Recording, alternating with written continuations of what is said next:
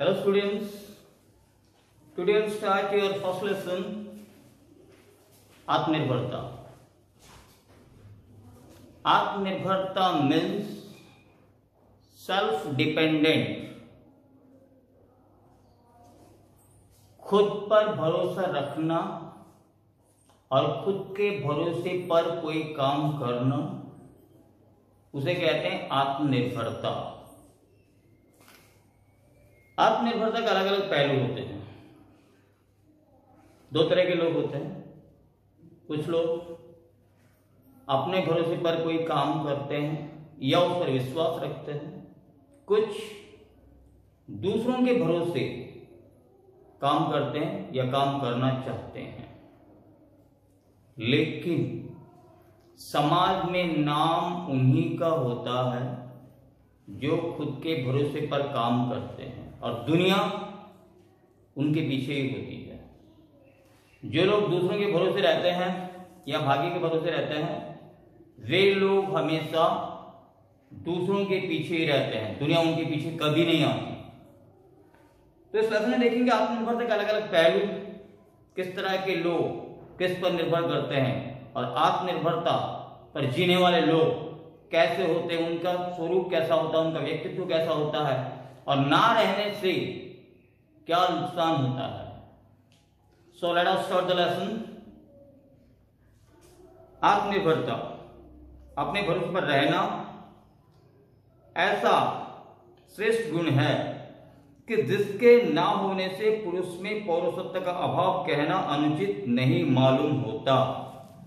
खुद के भरोसे पर रहना एक ऐसा गुण है, इस गुण के ना होने से उस आदमी में पौरुषत्व का अभाव, पौरुषत्व मतलब मर्दांगी का अभाव कहना अनुचित नहीं होगा. ये वो लोग हैं जो खुद के भरोसे पर रहते नहीं हैं, तो इनके अंदर मर्दांगी की भी कमी है. वे हमेशा दूसरों के पीछे ही रहते हैं, इनके पीछे कोई नहीं रहता है. जिनको अपने भरोसे का बल है वे जहां होंगे जल में तुंबी के समान सबके ऊपर रहेंगे. और ये आत्मनिर्भरता एक ऐसा बल है, जिनमें आत्मनिर्भरता जैसा बल है वे जहां भी होते हैं सबसे ऊपर ही रहते हैं, सबके आगे रहते हैं. दुनिया में दो तरह के लोग रहते हैं. एक वो तो ये कहते हैं कि लाइन वहीं से शुरू होता है जहां हम खड़े होते हैं. दूसरे वो जहां पर लाइन खत्म होता है वहीं पीछे जाकर खड़े हो जाते हैं. इस टाइप के लोग हैं. लेकिन जिनके पास आत्मनिर्भरता का बल है वे जल में तुंबी के समान, तुंबी एक एक्वाटिक प्लांट है जिससे ऊपर रहता है, वो जो सबसे ऊपर रहता है, ऐसे आत्मनिर्भरता वाले लोग भी जहां भी जाएंगे जहां भी होंगे सबसे ऊपर सबसे आगे ही रहेंगे. They are called leader. They have that leadership quality. वो कभी किसी के पीछे खड़े होते नहीं है और होना भी पसंद नहीं करते हैं. ऐसों की चरित्र पर लक्ष्य कर महाकवि भारवी ने कहा है कि तेज और प्रताप से संसार भर को अपने नीचे करते हुए ऊंची उमंग वाले दूसरों के द्वारा अपने वैभव नहीं बढ़ाना चाहते हैं. महाकवि भारवी जो बहुत बड़े लेखक है, कवि है, उन्होंने ऐसे लोगों को लक्ष्य में रखते हुए कहते हैं कि जो लोग अपने तेज और प्रताप के द्वारा समग्र दुनिया को अपने कदमों के नीचे झुकाना चाहते हैं, वैसे लोग कभी दूसरों के सहारे अपना वैभव यानी कि धन, नेम, फेम, ग्लेम ये सबको बढ़ाने की कोशिश नहीं करते. वो जो भी करते हैं अपने दम पर करते हैं, अपने भरोसे पर करते हैं, अपने विश्वास पर, आत्मविश्वास पर ही करते हैं. अब यहां एक सवाल आता है, बल तरह तरह के होते हैं. ताकत जैसे शारीरिक बल, फिजिकल स्ट्रेंथ, चतुरंगिनी सेना का बल, 4 विभाग की सेना, पदातिक, अश्वारोही, गजारोही, रथारोही, 4 विभाग की सेना, ये भी एक ताकत है. प्रभुता का बल means administrative power like MLA, MP, blah blah blah, ये तो प्रभुता का बल. ऊंचे कुल में पैदा होने का बल, फिर ऊंचे खानदान में पैदा होना, वो भी एक ताकत है. आपके पास क्वालिटी हो या ना हो, अगर बड़े खानदान में पैदा हुए हो तो आपको चांस मिल जाएगा, मौका मिल जाएगा. लेकिन अगर गरीब खानदान में कोई पैदा हुआ है तो उसको मौका मिल भी सकता है, ना भी मिल सकता है। नेक्स्ट है मित्रता का बल, मंत्र तंत्र का बल। फिर मित्रता का बल, किसी किसी के पीछे दोस्तों की ताकत होती है, वो दोस्तों के बल पर काम निकाल लेते हैं। और नेक्स्ट मंत्र तंत्र का बल, कुछ और लोगों के पास मंत्र तंत्र की ताकत होती है, वो मंत्र तंत्र की ताकत पर भी अपना काम निकाल लेते हैं। लेकिन ये जितने बल है, ऊंचे कुल में पैदा होने का बल, सेनानियों का बल और अनुशासिक बल, मंत्र तंत्र का बल, मित्रता का बल, पैसे का बल, शारीरिक बल, जितने बल है वे सारे बल नीच बाहुबल के आगे पानी भरते हुए नजर आते हैं। ये नीच बाहुबल जो आत्मनिर्भरता को जन्म देता है, कि ऐसा बल है जो इन सारे बलों को ताकत देता है, और ये सारे बल उसके आगे, नीच बाहुबल के आगे क्षीण है। नीच बाहुबल ही सबसे श्रेष्ठ बल कहलाता है। यूरोप के देशों की जो इतनी उन्नति है तथा अमेरिका, जापान आदि जो इस समय मनुष्य जाति के सरताज हो रहे हैं, इसका यही कारण है कि उन देशों में लोग अपने भरोसे पर रहना या कोई काम करना अच्छी तरह जानते हैं। यूरोपीय countries like America, England, Japan, Russia, ये जितने कंट्री है, आज हम डेवलपर के नाम पर, एग्जाम्पल के तौर पर इन्हीं देशों की ओर देखते हैं। इन्हीं देशों को एग्जाम्पल के तौर पर, डेवलपर कंट्री के एग्जाम्पल के तौर पर देखा जाता है। ये सरताज है। इसका यही कारण है, यूरोपियन कंट्रीज में जो लोग रहते हैं वे अपने भरोसे पर रहना या कोई काम करना अच्छी तरह जानते हैं।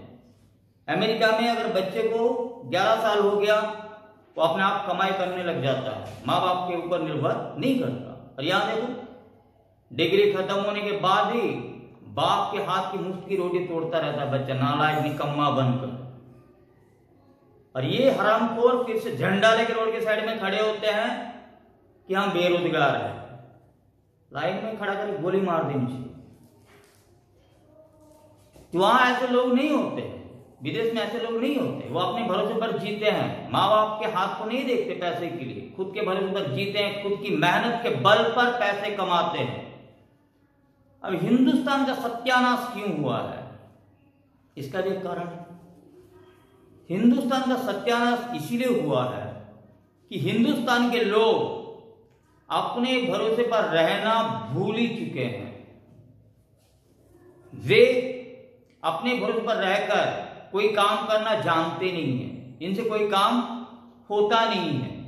इनसे एक काम बहुत अच्छी तरह बन पड़ता है, वो दूसरों की सेवकाई करना, दूसरों के तलवे चाटना, दूसरों की गुलामी करना, दूसरों के कंधे पर रखकर बंदूक चलाना, ये काम इनसे अच्छी तरह से होता है। जब अपने बल पर जीने की शक्ति, जीने की क्षमता जिनमें ना हो, उन्हें प्रभुता का बल क्यों कर मिले, उन्हें एडमिनिस्ट्रेटिव पावर क्यों मिले, वे कैसे मालिक बनेंगे? जो दूसरों को निर्भर करते हैं उन्हें कभी प्रभुता प्राप्त नहीं हो सकती, वो कभी मालिक बन नहीं सकते। वे दूसरों के गुलाम थे, दूसरों के गुलाम है, दूसरों के गुलाम ही रहेंगे, तलवे ही चाटेंगे, ये कभी मालिक नहीं बन सकते। अपने भरोसे पर रहना जब हमारा गुण ही नहीं, तब क्यों का संभव है कि हमारे में प्रभुत्व शक्ति को अवकाश मिले?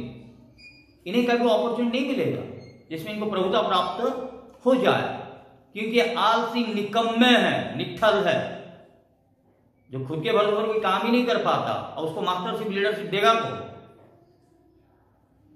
ऐसे लोगों का स्वरूप यह है, निरीकिस्मत और भाग्य पर वे ही लोग रहते हैं जो आलसी हैं। किसी ने अच्छा कहा है, दरिद्र आलसी पुकार। ऐसे लोग आलसी निकम्मे निठल है, जो दूसरे के भरोसे पर या भाग्य के भरोसे पर रहते हैं, हमेशा हाथ की लकीरों को देखते रहिए, ये लकीर बड़ी होगी, वो लकीर छोटी होगी, ये खुद के भरोसे पर कभी रहते नहीं है। कहने वाला किसने सही कहा, दरिद्र आलसी पुकार, ये आलसी निकम्मे लोग हमेशा भगवान को ही बुलाते रहेंगे, नसीब के ऊपर ही भरोसा करके बैठे रहेंगे। क्या ना, यकीन न कर हाथ के लकीरों पर वे झूठे होते हैं, यकीन न कर हाथ के लकीरों पर वे झूठे होते हैं, तकदीर उनकी भी है जिनके हाथ नहीं होते हैं।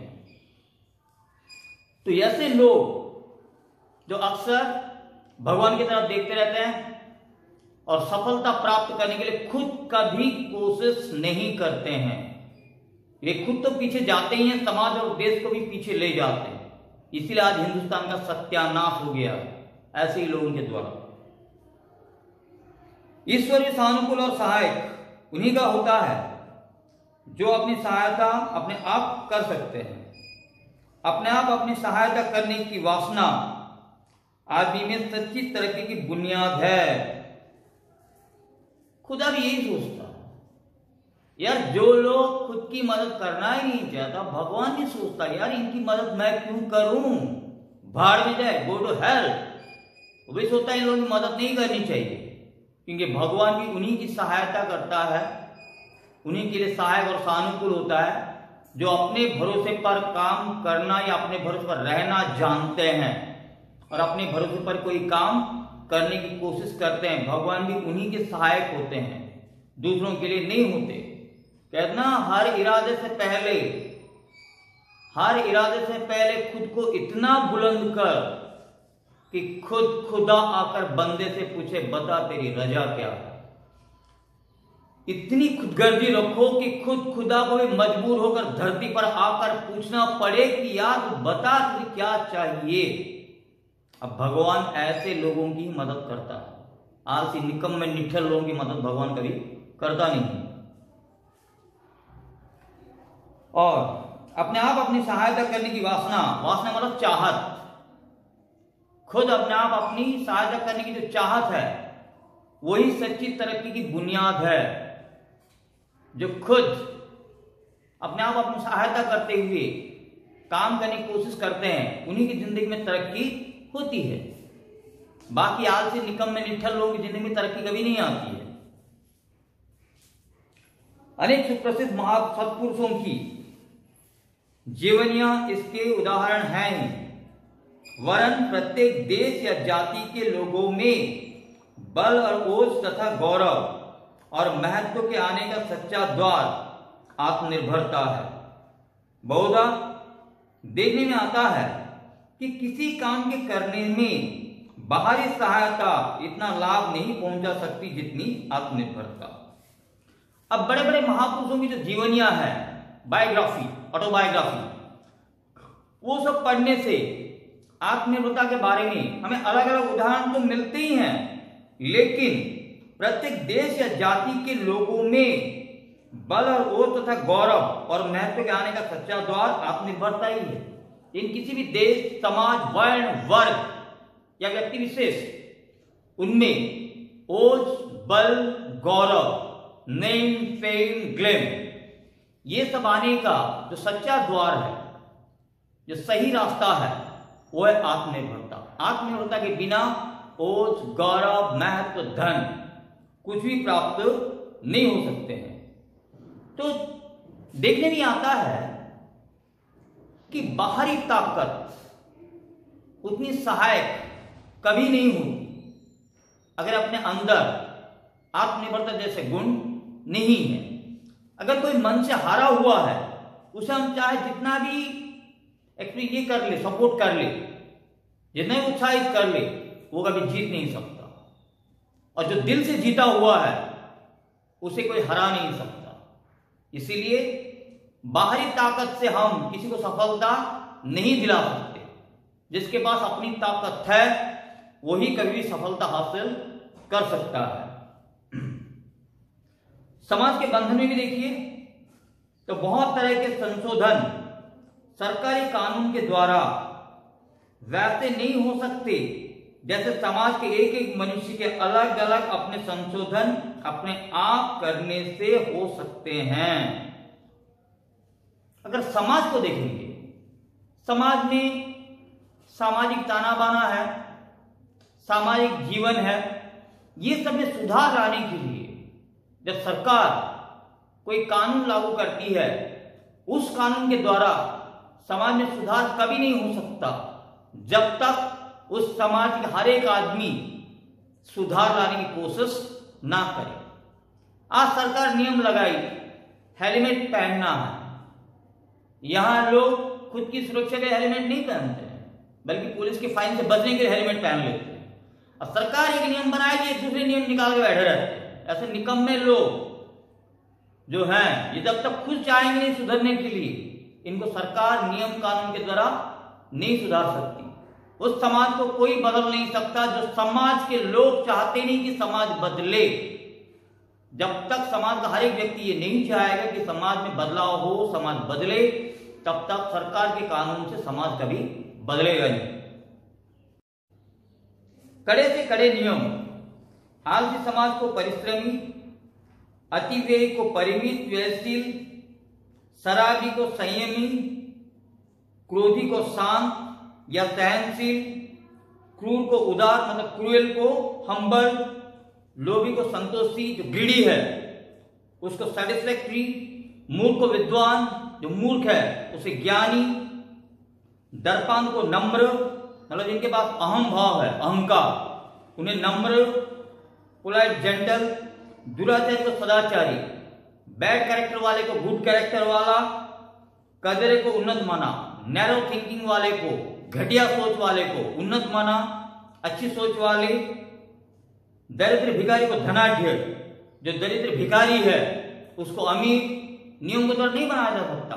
किसी ने एक भिखारी से पूछा, यार एक बता बात बता, अब लॉटरी में अगर तेरा मर्सिडीज कार लग जाए तो क्या करेगा? बेचारा भिखारी बोला पैदल चल के भीख मांग रहा हूं, तब कार में घूम घूम के भीख मांगूंगा। अब वो भिखारी इसलिए वो गरीब है, भिखारी इसलिए उसकी नियत ही भिखारी की नियत है, उसकी सोच ही भिखारी सोच है। वो कभी बड़ा बन नहीं सकता क्योंकि खुद चाहता नहीं, उसकी सोच ही घटिया सोच है। वो भीख ही मांगता फिरेगा जिंदगी भर। इसको नियम कानून के द्वारा कभी अमीर आदमी नहीं बनाया जा सकता। वीर डरपोक को वीर धुरीण, कवाडिस फैलोस जो कायर हैं उन्हें कानून के द्वारा ब्रेवरी पर्सन नहीं बनाया जा सकता। झूठे गपोड़ियों को सच्चा, और जो झूठे गपोड़ियां मतलब फेंकू जो फेंकते रहते हैं, हवा में उछालते रहते हैं बातों को, ऐसे गपोड़ियां इनको कभी अच्छे सच्चे इंसान नहीं बनाया जा सकती। जहां खड़े हो आप फेंकेंगे और साफ झूठ 100% झूठ ही बोलेंगे। इनको नियम कानून के द्वारा सच्चे आदमी नहीं बनाया जा सकता। चोर को सहनशील, चोरी जिसकी आदत है उसको सहनशील बना नहीं जा सकता। व्यभिचारी को एक पत्नी व्रतधारी, और जो व्यभिचारी है जो कैरेक्टरलेस है उसको एक पत्नी व्रतधारी कानून के द्वारा बनाया नहीं जा सकता, इत्यादि नहीं बना सकता। किंतु ये सब बातें हम अपने ही प्रयत्न और चेष्टा से अपने में ला सकते हैं। सरकार नियम कानून के द्वारा भले हम ये सारे परिवर्तन नहीं ला सकते, लेकिन अगर हम खुद कोशिश करें कि हम अच्छे बन जाएं, अच्छे चरित्रवान बन जाएं, मेहनती बन जाएं, तो ये जरूर संभव हो सकता है। सच पूछो तो जो जाति भी ऐसे ही सुधरे, एक एक अलग अलग अपने को सुधारे, तो जाति की जाति या समाज का समाज सुधर जाए। लेखक का ये कहना है, कोई भी जाति, समाज, वर्ण, वर्ग या जो भी हो दल ऐसे ही सुधरे हैं जिस समाज के, जिस वर्ग के, जिस दल के हर एक सदस्य, हर एक आदमी अपने आप को सुधारता चला गया, वो समाज भी सुधर गया, वो जाति भी सुधर गई, वो दल भी सुधर जाएगा। जब तक किसी भी जाति, किसी भी समाज का हर एक आदमी अपने आप को सुधारने की कोशिश ना करे, तब तक वो समाज और जाति कभी सुधर नहीं सकते हैं। अक्सर लोग ये कहते हैं कि समाज ऐसा है, समाज ऐसा है। वे कभी कुछ सोचते नहीं कि हम कैसे हैं। हम जैसे हैं समाज हमें वैसा ही मिलेगा, दुनिया हमें वैसे ही मिलेगी। इसलिए समाज को सुधारने से पहले खुद को सुधारना चाहिए।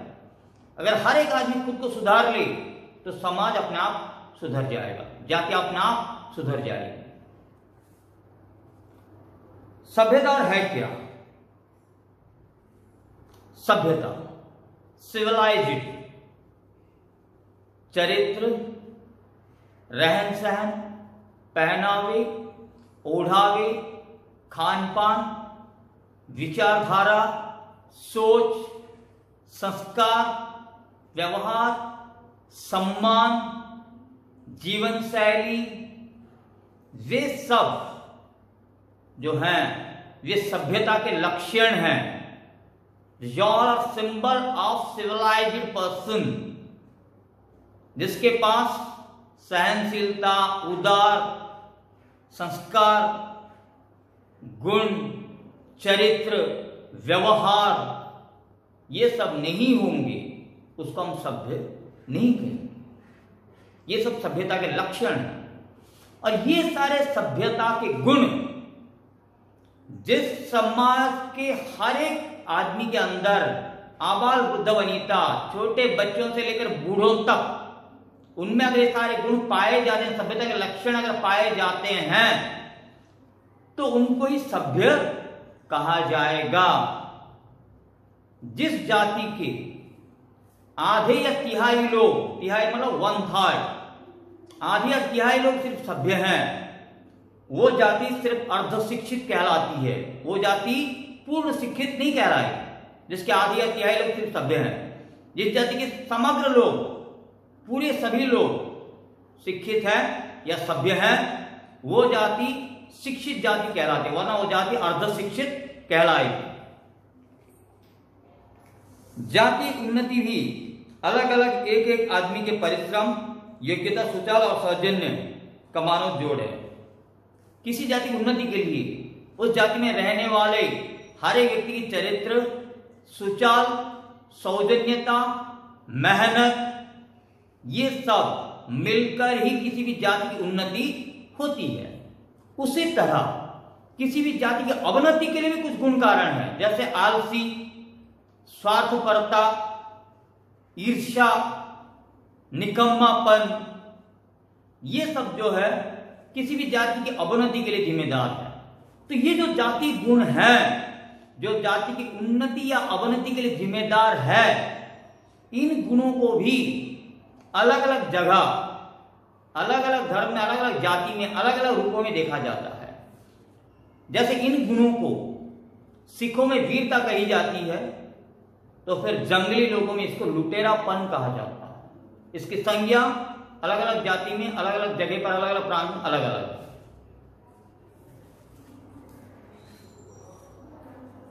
अब देखते हैं जाति गुण क्या होते हैं। जाति गुणों को सरकार कानून के द्वारा रोक या जड़ मूल से नष्ट भ्रष्ट नहीं कर सकती। जो जाति गुण है, चाहे वो वीरता हो या कायरता, उसे सरकार कानून के द्वारा, नियमों के द्वारा कभी मिटा नहीं सकती। अच्छे गुण है तो भी मिटा नहीं सकती, बुरे गुण है तो भी मिटा नहीं सकती। जब तक उस जाति का हर एक आदमी ये कोशिश ना करे कि उसमें परिवर्तन आए, तब तक सरकार उस जाति गुणों को मिटा नहीं सकती। वे किसी दूसरे शकल में ना सिर्फ फिर से उभर आएंगे, वरन पहले से ज्यादा तरोताजगी और हरियाली की हालत में हो जाएंगे। अगर सरकार उस जाति गुणों को नष्ट करने की कोशिश करेगी, वो जाति सुधरेगी नहीं, बल्कि किसी और रूप में और पहले ज्यादा तरोताजगी, पहले से और भी ज्यादा ताजगी के रूप में बाहर आ जाएगी। अब जैसे एक पॉकेट मार अगर पुलिस अंदर भर्ती करेगी, वो सुधरेगा नहीं। उससे थोड़ा जो पॉकेट मार कर रहा था, उसके बाद चोरी करना शुरू कर देगा, फिर से पुलिस लेकर जाएगी, फिर डाकू बन जाएगा, फिर से पुलिस अगर अंदर डाल देगी, फिर डॉन बन जाएगा, उसके बाद भी पुलिस अगर अंदर डालेगी तो टेररिस्ट बन जाएगा। वो सुधरेगा नहीं। ये सब होते हैं इनके मैन्युफैक्चरिंग डिफेक्ट, ये पैदाइशी गलती है लोगों में। इनको सरकार अपने कानून के द्वारा कभी नहीं बदल सकती।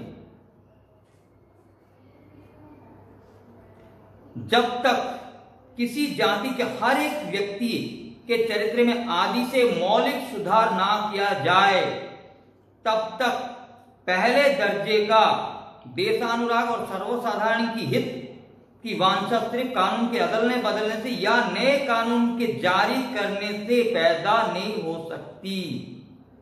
अर्थात जब तक हर एक व्यक्ति में, हर एक जाति के हर एक व्यक्ति में ये परिवर्तन आदि से यानी कि आरंभ से मौलिक सुधार ना किया जाए, आदि से मौलिक सुधार मतलब परिवार से अगर उनको संस्कार सिखाया नहीं गया, परिवार में अगर उनको सुधारा नहीं गया या सुधारने की कोशिश कभी की नहीं गई, तब उनके अंदर देशानुराग, जातीयता का भाव और समाज की भलाई करने की सोच, ये सब कभी सरकार के नियम के बदलने से, कानून के बदलने से पैदा नहीं हो सकती।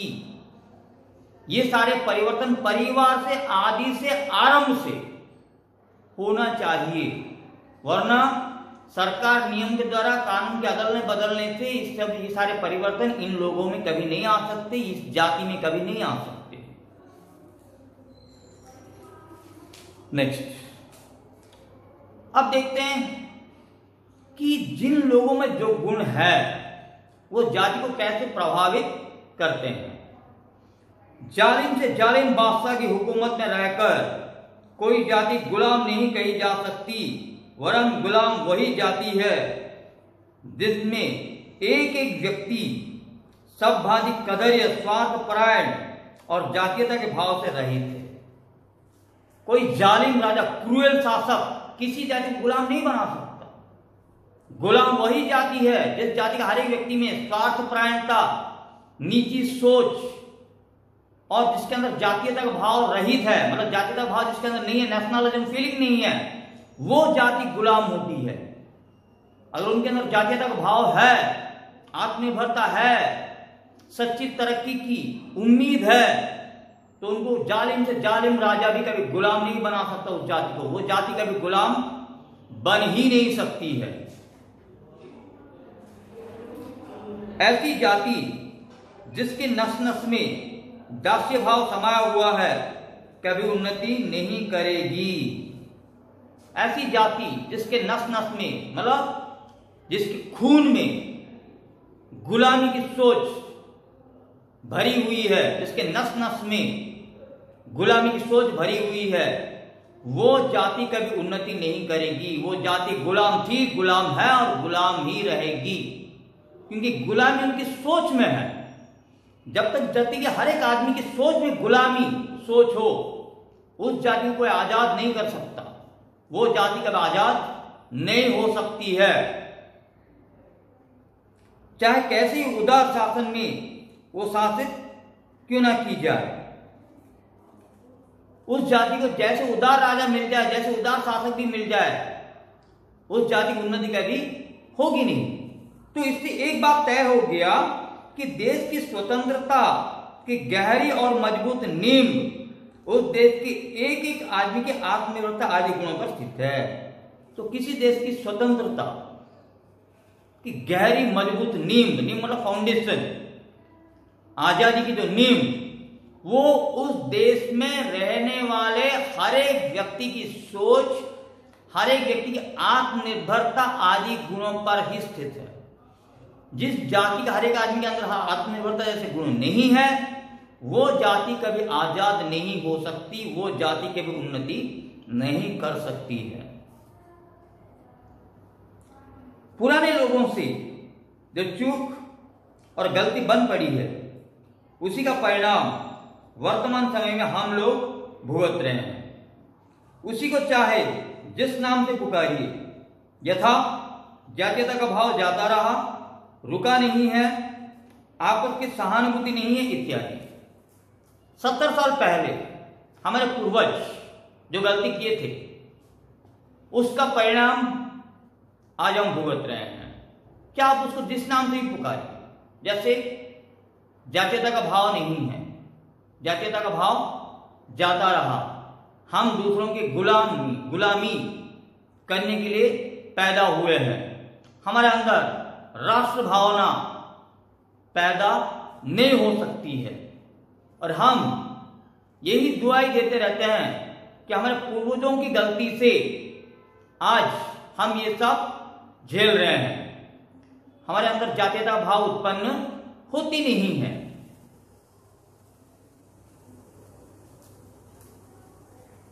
आपस की सहानुभूति भी नहीं है, हम एक दूसरे की सहानुभूति, सिंपैथी भी दिखाते नहीं, और हम कहते हैं हमारे पुराने लोगों की गलती की वजह से ये सब हुआ है, हम ये सब खो चुके हैं।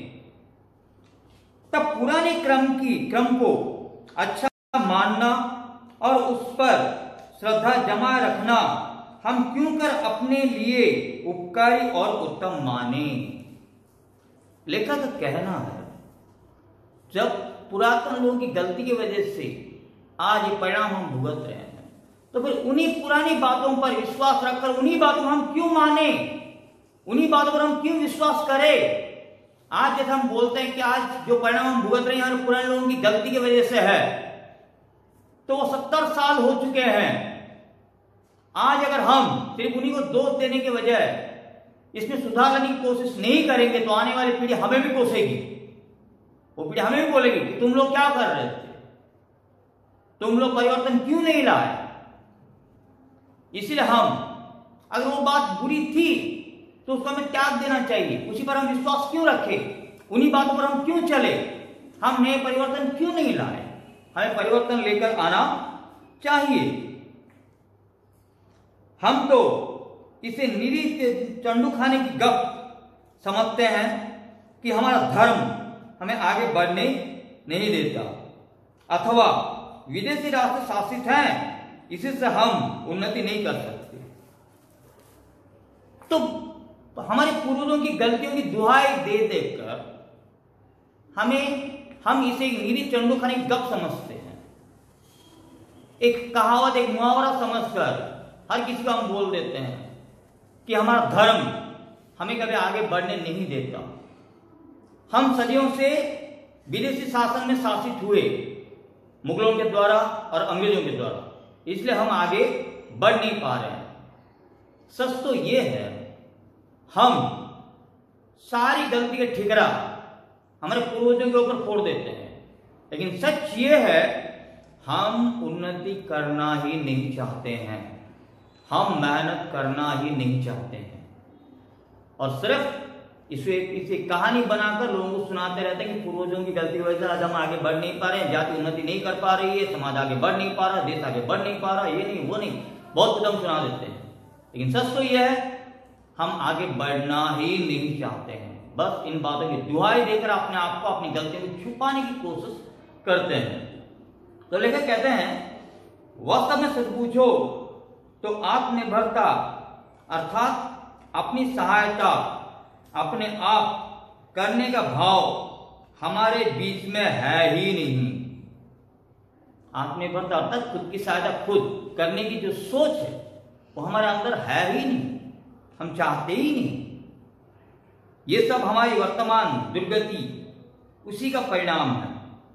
तो आज जो दुर्गति हमारी हुई है ये उसी का परिणाम है। पूर्वजों की जो गलती थी हम उन गलतियों को सुधारने की कोशिश भी नहीं किए या करना भी नहीं चाहते, और उसी का परिणाम आज की दुर्गति है जिसे हम भुगत रहे हैं। बुद्धिमानों का अनुभव हमें यही कहता है कि मनुष्य में पूर्णता विद्याश्री वरम काम से होती है। जो बुद्धिमान है वो यही कहते हैं कि मनुष्य में पूर्णता, कंप्लीटनेस शिक्षा से, विद्या से नहीं बल्कि काम से होती है। इंसान काम से, अपने कामों से अपनी पहचान बनाता है, विद्या से नहीं। प्रसिद्ध पुरुषों की जीवनियों के पढ़ने से ही नहीं वरम उन प्रसिद्ध पुरुषार्थी पुरुषों के चरित्र का अनुकरण करने से मनुष्य में पूर्णता आती है। बड़े बड़े नोबल पर्सन की जो लाइफ हिस्ट्री, ऑटोबायोग्राफी, वो पढ़ने से हमें कोई परिवर्तन नहीं हो सकता है, बल्कि उन लोगों के द्वारा दिखाए गए रास्ते पर अगर हम चलेंगे, हम उनका अगर अनुसरण करेंगे, फॉलो करेंगे, तो हमारी जिंदगी में पूर्णता आ सकती है, कंप्लीटनेस आ सकती है, वरना असंभव है। कहते हैं यूरोप की सभ्यता जो आजकल हमारे लिए प्रत्येक उन्नति की बातों में उदाहरण स्वरूप मानी जाती है, एक दिन या एक आदमी के काम या परिणाम नहीं है। जो आज हम USA, Russia, England, European countries के जो दुहाई देते हैं कि कंट्री इतने उन्नत है, इतने ये है, आगे है, प्रगतिशील है, डेवलप्ड है, ये है वो है, ये जो एग्जाम्पल हम दिखाते हैं, ये सारे परिवर्तन एक दिन में या एक साल में एक आदमी के द्वारा नहीं आया है। सभी लोगों की कोशिश, सदियों की कोशिश के बावजूद ये परिवर्तन सब आए हैं। किसी एक आदमी के द्वारा नहीं आया है। एक साल में सारे परिवर्तन नहीं आ गए, रात रात से सारे चेंजेस नहीं आ गए। जब कई पीढ़ी तक देश का देश ऊंचे काम, ऊंचे विचार और ऊंची वासनाओं की ओर प्रबल चित रहा, तब वे सब इस अवस्था को पहुंचे हैं। कई पीढ़ी, generation to generation, man to man, hand to hand, हर एक व्यक्ति अपने आप जो कोशिश करते रहे उन्नति करने के लिए, तब कई पीढ़ी के बाद, कई सालों के बाद आज ये सारे परिवर्तन आए हैं, जिसके कारण आज हम उन देशों को प्रगतिशील देश के रूप में नजर से देखते हैं। यहां के हर एक संप्रदाय, जाति या वर्ण के लोग धैर्य के साथ धुन बांध के बराबर अपनी अपनी उन्नति में लगे रहे। इन यूरोपियन कंट्री का हर एक जाति, हर एक वर्ण, हर एक संप्रदाय के लोग धुन बांधकर, मतलब जोश के साथ, संकल्पबद्ध होकर, डिटरमाइंड होकर अपनी अपनी उन्नति में लगे रहे। नीचे से नीचे दर्जे के मनुष्य जैसे किसान, कूली, कारीगर आदि, नीचे दर्जे, लो कैटेगरी के लोग, किसान, दर्जी, कूली, मजदूर, ये सब। उसी तरह ऊंचे दर्जे के लोग, वकील, डॉक्टर, दार्शनिक, वैज्ञानिक, ये सब, चाहे वो लो कैटेगरी के हो, चाहे वो हाई कैटेगरी के हो, सबके सब खुद अपनी उन्नति की कोशिश करते रहे और उसमें धुन बांधकर, संकल्पबद्ध होकर अपनी अपनी उन्नति करने में लगे रहे। फॉर एग्जाम्पल, अगर कोई आदमी किसी एक बात पर ढांचा छोड़ गया है, मतलब कोई एक एग्जाम्पल, अरे किसी ने स्टार्ट किया है, कोई एक नया काम किसी ने स्टार्ट किया है, दूसरों ने उस काम में टांग नहीं आ रहा है, बल्कि उस ढांचे पर अरूढ़ रहकर दूसरों ने उसका दर्जा बढ़ाने की कोशिश की। हमारे यहाँ ये होता है, अगर कोई आदमी कोई नई सोच के साथ कोई नया काम शुरू करता है, एक तो लोग सहायता करते नहीं है, बल्कि उसको हताश करने की कोशिश में लगे रहते हैं, टांग खींचने में लगे रहते हैं। लेकिन वहां ऐसे नहीं होता है। अरे कोई आदमी को एक ढांचा छोड़ता है, किसी एक बात को लेकर, एक नई सोच को लेकर, कोई एक नया काम, एक नया सुझाव जब देता है, दूसरे लोग उसी सुझाव को मानते हुए, उसी सुझाव पर विश्वास करते हुए खुद व खुद उसी सुझाव के ऊपर काम करने की कोशिश करते रहते हैं और उसका दर्जा, लेवल को धीरे धीरे बढ़ाने की कोशिश करते रहते हैं। ऐसे बढ़ाते बढ़ाते बढ़ाते कई सालों के बाद, कई पीढ़ियों के बाद वो इस पूर्णता तक आकर पहुंचे हैं। तो जिसका एक ढांचा मात्र पढ़ा था, मतलब जिस बात का नमूना मात्र शुरू हुआ था, आज वो पूर्णता तक आकर पहुंच गया है, उसमें पूर्णता आ गई है। और ये किसी व्यक्ति विशेष, किसी एक वर्ण विशेष, किसी एक जाति विशेष की कोशिश से संभव नहीं है, बल्कि उस समाज, उस जाति का हर एक व्यक्ति ये कोशिश करने के कारण ये सब कुछ संभव हो पाया। लेकिन यहां ऐसे नहीं होता है। अगर कोई आदमी कोई काम करना चाहता है तो दूसरे उसकी सहायता तो करेंगे नहीं, बल्कि उसमें टांग अड़ाने की कोशिश करते रहते हैं, जिसके कारण ना ये जाति आगे बढ़ पाती है, ना इस जाति के लोग आगे बढ़ पाते हैं। ये अनेक शिल्प और विज्ञान जिनकी दुनिया भर में धूम मची है, इसी तरह शुरू किए गए थे और ढांचा छोड़ने वाले पूर्व पुरुष अपनी भाग्यवान भावी संतानों को उस शिल्प, कौशल और विज्ञान की बड़ी भारी बपौती का उत्तराधिकारी बना गए थे। आज हम जो यूरोपियन कंट्री को देखते हैं, उनके इंडस्ट्री के लिए, उनके साइंस के लिए, टेक्नोलॉजी के लिए, इकोनॉमी के लिए जो देखते हैं, वे सब विरासत में उनके पूर्वजों से मिले हैं। उनके पूर्वज इनके भावी पीढ़ियों को शिल्प, विज्ञान, अर्थनीति, ये सब बपोती के रूप में, विरासत के रूप में प्रदान करके गया है, जिसको उनकी नेक्स्ट जनरेशन, अगली पीढ़ी आगे बढ़ाती चलेगी, जिसके कारण आज ये यूरोपियन देश आज इस मुकाम पर आकर पहुंच गए हैं और ये संभव हुआ है।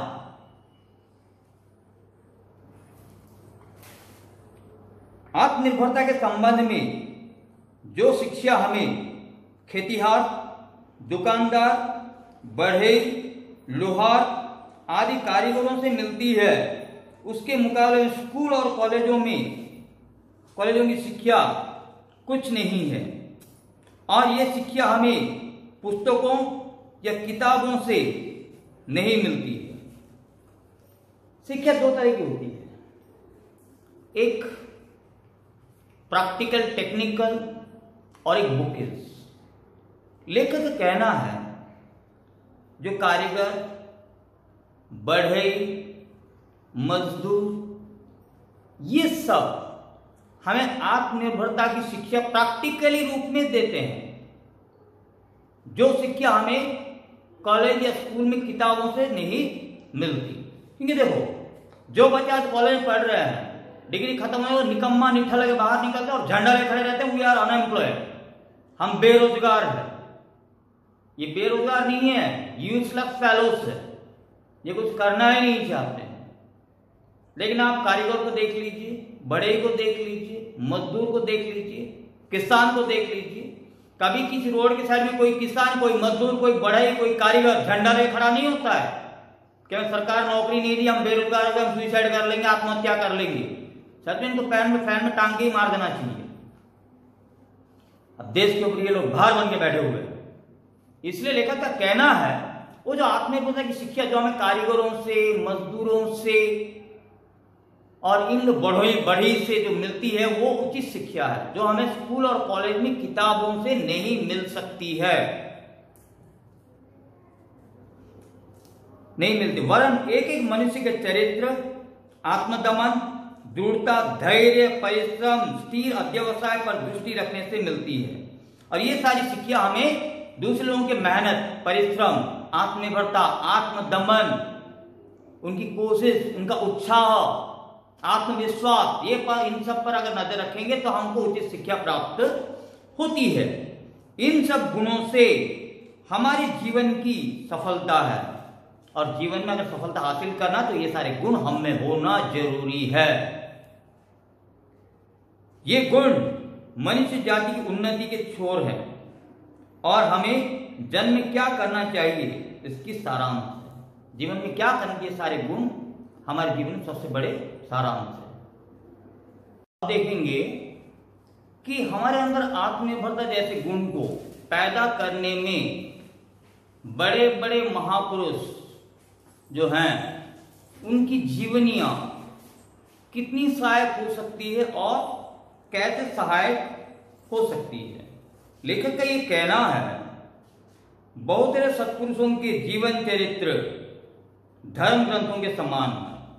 ये जो बड़े बड़े नोबल पर्सन होते हैं, इनकी जो ऑटोबायोग्राफी है, ये हमारे धर्म ग्रंथों के समान है, क्योंकि उन धर्म ग्रंथों के द्वारा हमें कुछ ना कुछ उपदेश जरूर सीखने के लिए मिलता है। भले हम उनके जैसे हो या ना हो, लेकिन उससे हमें सीख मिलती है कुछ ना कुछ। इसलिए उनकी जीवन चरित्र हमारे लिए धर्म ग्रंथों के समान है।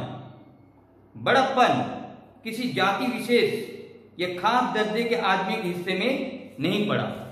बड़ापन किसी खास जाति, किसी खास वर्ग, किसी खास व्यक्ति विशेष के हिस्से में नहीं पड़ा, बल्कि बड़ापन एक ऐसा गुण है जहां एक साधारण आदमी भी अगर ऐसा कोई काम करे जिसमें जातीय सामूहिक उन्नति हो सके, तो वो आदमी छोटे से छोटे दर्जे का होकर भी बड़ा से बड़ा आदमी कहलाता है और महान कहलाता है। ये स्पेसिफिकली किसी कैटेगरी, किसी एक जाति या किसी वर्ण, वर्ग या व्यक्ति विशेष के हिस्से में नहीं पड़ा।